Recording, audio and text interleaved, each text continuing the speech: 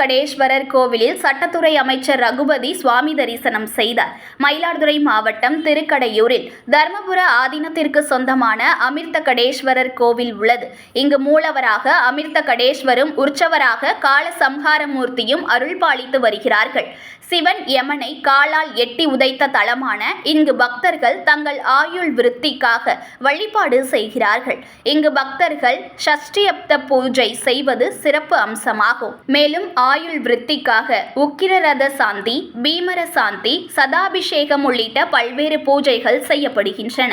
இதற்காக பல்வேறு பகுதிகளைச் சேர்ந்த பக்தர்கள் அமிர்த கடேஸ்வரர் கோவிலுக்கு வருகிறார்கள். இந்த நிலையில் திருக்கடையூர் அமிர்த கடேஸ்வரர் கோவிலுக்கு தமிழ்நாடு சட்டத்துறை அமைச்சர் ரகுபதி சுவாமி தரிசனம் செய்தார். முன்னதாக கோவில் நிர்வாகம் சார்பில் அவருக்கு வரவேற்பு அளித்தார்கள். தொடர்ந்து கோபூஜை, கஜ பூஜை செய்தனர். பின்னர் அமைச்சர் விநாயகர், அமிர்த கடேஸ்வரர், காலசம்ஹாரமூர்த்தி, அபிராமி அம்மன் உள்ளிட்ட சன்னதிகளுக்கு சென்று சுவாமி தரிசனம் செய்தார். செய்திகளை உடனுக்குடன் தெரிந்து கொள்ள லைக் பண்ணுங்க, ஷேர் பண்ணுங்க, சப்ஸ்கிரைப் பண்ணுங்க, மறக்காம கமெண்ட் பண்ணுங்க.